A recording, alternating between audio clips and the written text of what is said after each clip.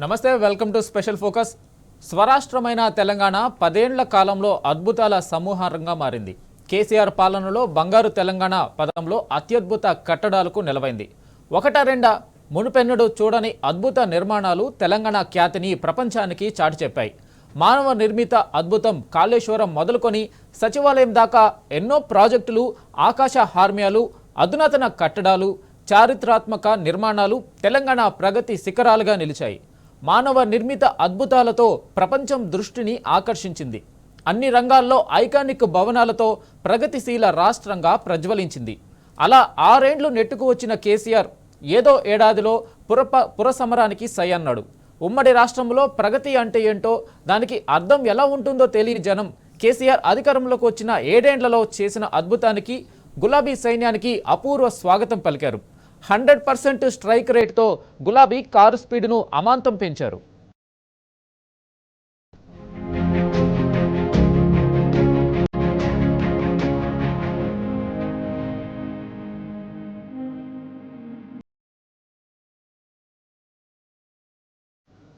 రెండు 2020 అది బీఆర్ఎస్ సాధించిన ప్రగతికి గీటురాయి లాంటి సంవత్సరం. ఆ ఏడాది జరిగిన పురపాలక ఎన్నికల్లో గులాబీ కారు దుమ్ములేపింది. ప్రతిపక్షాలకు దిమ్మ తిరిగే సమాధానం ఇచ్చింది. విపక్షాలకు అందనంత దూరంలో కనుచూపు మేర కూడా కనిపించినంత శిఖరాగ్రాన మున్సిపల్ ఫలితాలు అద్భుతమైన తీర్పునిచ్చాయి. ఆ ఏడాది తెలంగాణ వ్యాప్తంగా జరిగిన మున్సిపల్ కార్పొరేషన్ ఎన్నికల్లో అధికార బీఆర్ఎస్ పార్టీ అత్యద్భుతమైన సత్తా చాటింది. పూర్తి స్థాయిలో ఆధిక్యాన్ని ప్రదర్శించింది. దేశవ్యాప్తంగా స్థానిక సంస్థల ఎన్నికలను పరిశీలిస్తే బీఆర్ఎస్ రికార్డు స్థాయి స్థానాల్లో విజయం సాధించింది.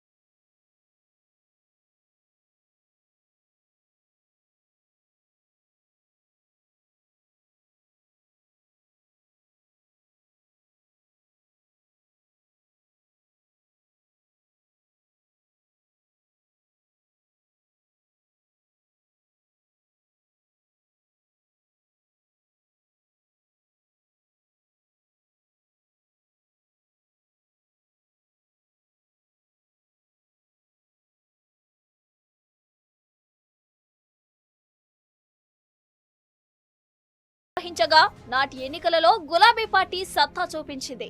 120 మున్సిపాలిటీలలో ఏకంగా 112 మున్సిపాలిటీలను తన ఖాతాలో వేసుకుంది. 9కి 9 కార్పొరేషన్లను గులాబీమయం చేసింది. మొత్తం 2727 వార్డులలో దాదాపు 70% దగ్గరగా స్థానాలను గులాబీ పార్టీ గెలుచుకుంది. ఆ తర్వాత జరిగిన గ్రేటర్ హైదరాబాద్ మున్సిపల్ కార్పొరేషన్ ఎన్నికల్లో కూడా భారీ విజయాన్ని నమోదు చేసింది బీఆర్ఎస్. నాటి ఎన్నికల్లో గెలిచి మేయర్ పీఠాన్ని కైవసం చేసుకుంది.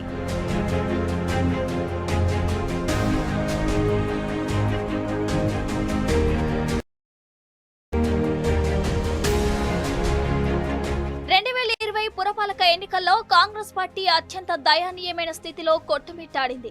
చాలా ప్రాంతాలలో 2వ స్థానంలో నిలిచినప్పటికీ మున్సిపల్ పీఠాలను అందుకోలేకపోయింది. నాడు హుజూర్ నగర్ నియోజకవర్గంలో ఉప ఎన్నికల్లో గులాబీ పార్టీ విజయం సాధించిన తర్వాత పురపాలక ఎన్నికలు వచ్చాయి. దీంతో గులాబీ పార్టీ సహజంగానే జోష్ మీద పాల్గొంది. నాటి ఎన్నికల్లో కాంగ్రెస్ పార్టీ తన కంచుకోటలను కూడా కాపాడు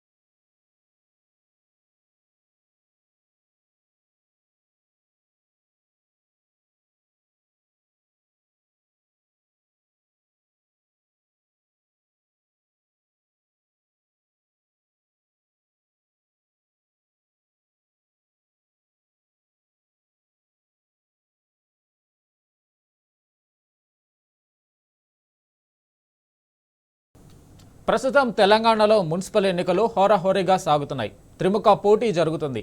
2020లో జరిగిన మున్సిపల్ ఎన్నికలు అప్పటి రాజకీయ ముఖ చిత్రాన్ని ఒక్కసారిగా మార్చేశాయి.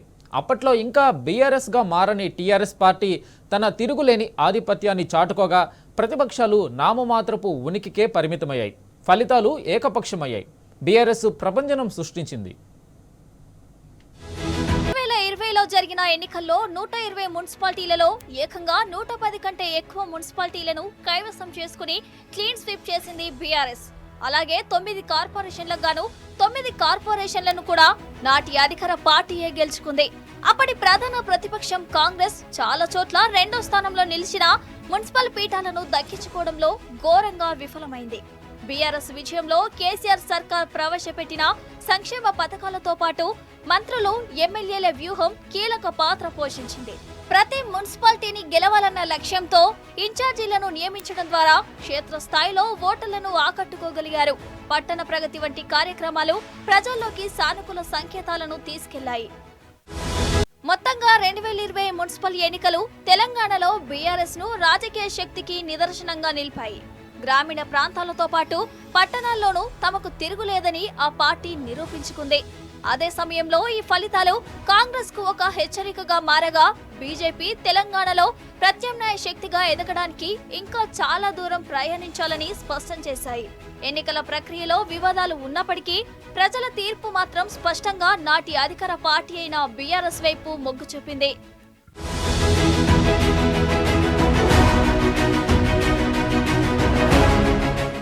ఇప్పుడు కూడా గెలుపు తమదనే ధీమాలో ఉంది బీఆర్ఎస్ పార్టీ. 2020లో జరిగిన మున్సిపల్ ఎన్నికల్లో మెజారిటీ స్థానాలు గెలుచుకున్నట్టే ఈసారి కూడా అంతే స్థానాలు గెలుస్తామని చెబుతోంది. 10 ఏళ్లలో కేసీఆర్ చేసిన అభివృద్ధి పనులు, కార్యక్రమాలు, పథకాల కారణంగా ప్రజలు తమనే గెలిపిస్తారని బీఆర్ఎస్ బలంగా విశ్వసిస్తోంది. పంచాయతీ ఎన్నికల్లో అత్యధిక స్థానాల్లో గెలుపొందామన్న ధీమాతో కీలక నేతలందరికీ బాధ్యతలు అప్పగించి నగర పాలక సంస్థలు, పురపాలక సంఘాల ఎన్నికల ప్రచారంలోకి దిగింది గులాబీ పార్టీ. శాసనసభ, పార్లమెంట్ ఎన్నికల్లో ఫలితాలు నిరాశపరిచినా పంచాయతీ ఎన్నికల్లో ఆశాజనక ఫలితాలు రావడంతో ఆ పార్టీలో ఆత్మవిశ్వాసం పుంజుకుంది. ఈసారి ఎన్నికల్లో తమ హయాంలో జరిగిన అభివృద్ధి పనులను తెలియజేయడంతో పాటు అధికార పార్టీ వైఫల్యాలపై విస్తృత ప్రచారం చేసి విజయం సాధించాలనే పట్టుదలతో ఉంది. 2020లో అత్యధిక స్థానాలు గెలుచుకున్న బీఆర్ఎస్ పార్టీ ఈసారి కూడా ఎలాగైనా గెలవాలన్న పట్టుదలతో కసరత్తు చేసింది.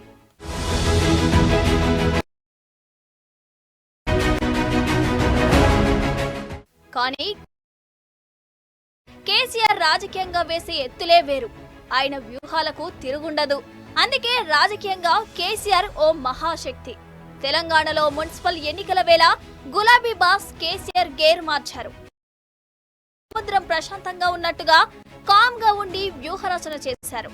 ఇప్పుడు ఒక్కసారిగా ప్రత్యర్థులను డిఫెన్స్ లో పడేశారు. అసలు కేసీఆర్ ఆలోచనను అంచనా వేయడం అటు కాంగ్రెస్ కు ఇటు బీజేపీకి సాధ్యం కాదంటే అతిశయోక్తి కాదు. తెలంగాణ రాజకీయాల్లో కేసీఆర్ ఆలోచనలకు దరిదాపుల్లో ఉన్న నాయకులు కూడా ఎవరూ కనిపించరు. మరోవైపు గాలి తీసిన తిత్తిలా బీజేపీ చతికిలా పడిపోయింది. మున్సిపల్ ఎన్నికల్లో ప్రజలు తమ వైపే ఉన్నారని గాలిమేడలు కడుతున్న కాంగ్రెస్ అంతర్గత కుమ్ములాటలతో సతమతమవుతోంది. అందుకే ప్రచారం ముగిసిన వెంటనే సీఎం రేవంత్ ముఖంలో నిర్వేదం కనిపించింది. పురపోరులో గెలుస్తామో లేదోనన్న భయం స్పష్టమైంది. కానీ మేకపోతూ గాంభీర్యం ప్రదర్శిస్తూ ఇప్పటి వరకు హస్తం నేతలు సవాళ్లు విసిరారు. దమ్ముంటే తేల్చుకుందామంటూ మాటలు తూలారు. కానీ గులాబీ దళపతి మౌనమిలా రాజకీయ వ్యూహరచన చేశారు. ఎన్నికలంటే ఇతర పార్టీలకు పొలిటికల్ గేమ్ అని, కానీ బీఆర్ఎస్ పార్టీకి టాస్క్ అని మరోసారి నొక్కి చెప్పారు. కాంగ్రెస్ పేరుకు జాతీయ పార్టీపై అదుపులేని అధిష్టానం, మరో జాతీయ పార్టీ బీజేపీ గురించి ఎంత తక్కువ చెప్పుకుంటే అంత మంచిది. ఇటువంటి పరిస్థితుల్లో మున్సిపల్ ఎన్నికల్లో వార్ వన్ సైడేనని మరోసారి రుజువయ్యేలా ఉంది గ్రౌండ్ రియాలిటీ. నిప్పుతో నేషనల్ గేమ్ ఆడొద్దని ఓ తెలుగు సినిమాలో ఫేమస్ డైలాగ్. ప్రస్తుతం బీఆర్ఎస్ విషయంలోనూ కాంగ్రెస్ పార్టీ అదే పని చేసి చేతులు కాల్చుకుంటుంది. అసలు కాంగ్రెస్ పార్టీలోనే సవాలక్ష సమస్యలు, కుమ్ములాటలు. సవాల్ చేసే ముందు మన బలమేంటో మనం తెలుసుకోవాలి. కానీ పంచాయతీ ఎన్నికల్లో గెలుపు తర్వాత వాపును చూసి బలపనుకొని కాంగ్రెస్ నాయకులు భ్రమపడుతున్నారు. అస్తిత్వం కోసం కేసీఆర్ కుటుంబాన్ని దూషించడమే అలవాటుగా మార్చుకున్న పొలిటికల్ 420 రేవంత్ రెడ్డి ఉత్తర కుమార ప్రగల్భాలు పలుకుతున్నాడు.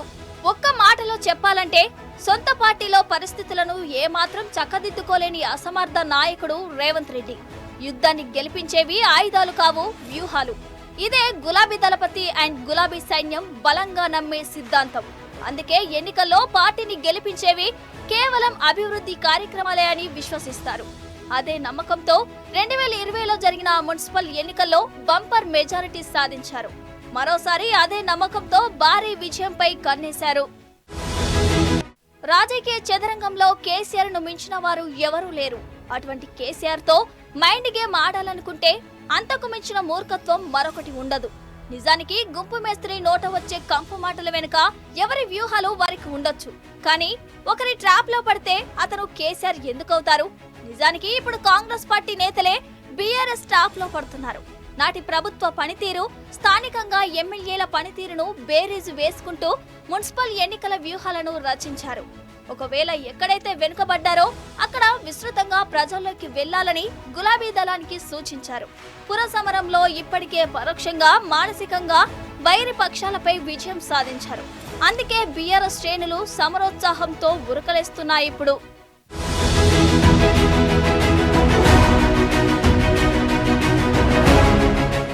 ఏమైనా గులాబీ దళపతి సైలెంట్ వ్యూహంతో మున్సిపల్ ఎన్నికల్లో బీఆర్ఎస్ గెలుపు నల్లేరు మీద నడికే కానుంది. బీఆర్ఎస్ దూకుడుతో ప్రత్యర్థి పార్టీలు అయోమయంలో పడ్డాయి.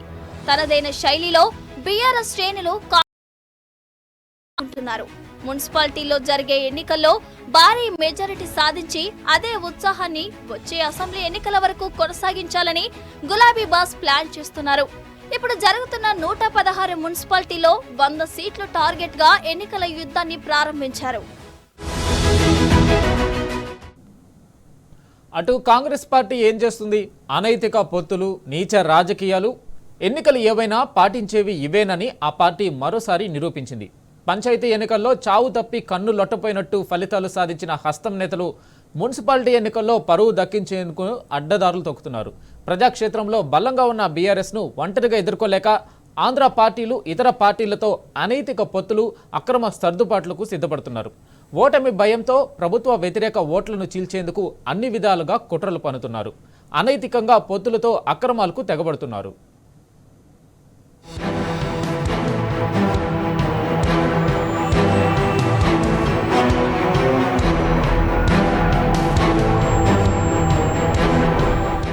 పాలన చేతగాక ఇచ్చిన హామీలను అమలు చేయలేక మున్సిపల్ ఎన్నికల్లో ఓట్లు అడిగే మొహం లేక పంచాయతీ ఎన్నికల్లోనే పరాభవం ఎదుర్కొన్న రేవంత్ ప్రభుత్వం ఇప్పుడు మున్సిపల్ ఎన్నికల్లో పరువు దక్కించుకునేందుకు పాకులాడుతుంది. కేసీఆర్ ను ఎదుర్కొనేందుకు ఆంధ్ర పార్టీలు ఇతర పార్టీలతో అనైతిక పొత్తులు పెట్టుకుంటోంది. ప్రజాక్షేత్రంలో బలంగా ఉన్న బీఆర్ఎస్ ను దెబ్బకొట్టడానికి ఎన్డీఏ కూటమి భాగస్వామి చంద్రబాబు మధ్య వర్తిత్వం చేసి అన్ని పార్టీలను ఏకం చేసి ఎగదోస్తున్నట్టు గుసగుసలు వినిపిస్తున్నాయి. ఇప్పటికే బీజేపీ, జనసేన, ఎంఐఎం, కాంగ్రెస్ పార్టీలు లోపాయికారు పొత్తులతో మున్సిపల్ ఎన్నికల్లో పోటీ పడుతున్నాయని సమాచారం. ముస్లిం ఓట్లను చీల్చడానికి ఎంఐఎం అభ్యర్థులను, కాంగ్రెస్ ప్రభుత్వ వ్యతిరేక ఓటు చీల్చడానికి బీజేపీ, జనసేన పార్టీలు అభ్యర్థులను నిలబెట్టారని రాజకీయ వర్గాలు విశ్లేషిస్తున్నాయి. రాష్ట్ర వ్యాప్తంగా జనసేన తరపున 332 స్థానాల్లో అభ్యర్థులు పోటీలో ఉండగా పార్టీ అధ్యక్షుడిగా పవన్ వీరి గెలుపు గురించి పట్టించుకోవడం లేదు. బీజేపీ అభ్యర్థుల గెలుపు కోసం ప్రచారం చేయడానికి సిద్ధమవడమే ఇందుకు నిదర్శనమని చెప్తున్నారు.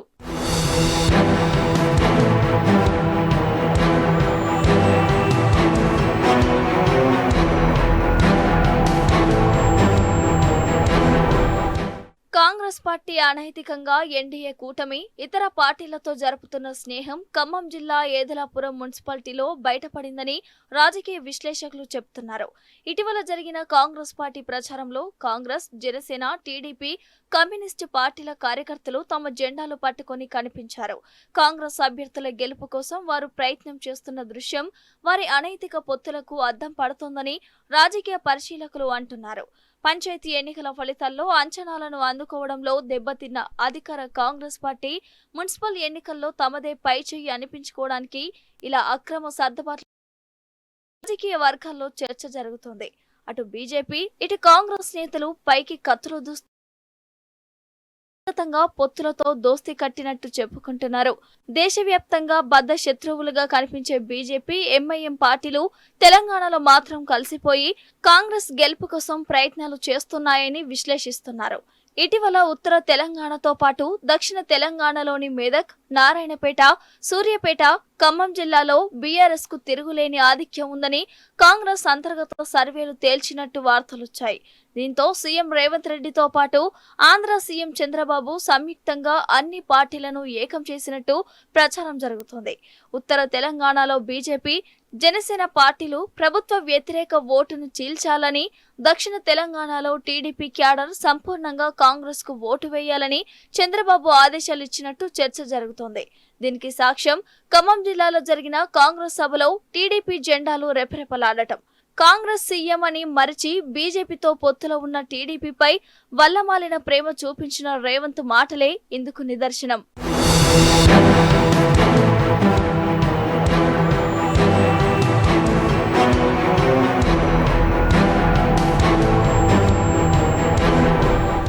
తెలంగాణలో కాంగ్రెస్ ప్రభుత్వ వ్యతిరేక ఓటును చీల్చేందుకు ఆంధ్రప్రదేశ్లో మిత్రపక్షాలైన టీడీపీ, జనసేన, బీజేపీ పార్టీలు తెలంగాణ మున్సిపల్ ఎన్నికల్లో విచిత్రంగా ప్రవర్తిస్తున్నాయి. బీజేపీ ఒంటరిగానే పోటీ చేస్తున్నట్టు ప్రకటించిన ప్రచారం కోసం పవన్ కళ్యాణ్ మద్దతు కోరింది. మరోవైపు జనసేన తెలంగాణలో దాదాపు 332 స్థానాల్లో పోటీ చేస్తోంది. అన్ని జిల్లాలో ఆయన పార్టీ అభ్యర్థులు పోటీలో ఉన్నారు. కానీ తన పార్టీలో పోటీ చేస్తున్న అభ్యర్థుల ప్రచారం కంటే బీజేపీ అభ్యర్థుల గెలుపు కోసమే ప్రచారం చేస్తున్నాడు.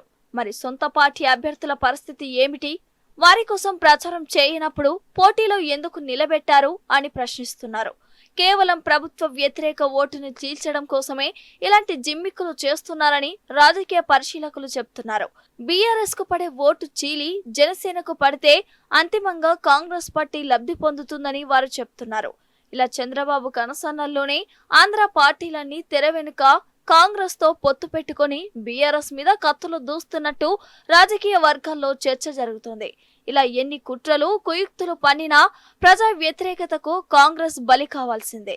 ఈ మున్సిపాలిటీ ఎన్నికల్లో బీఆర్ఎస్ విజయడంకా మోగించడం ఖాయమంటున్నారు.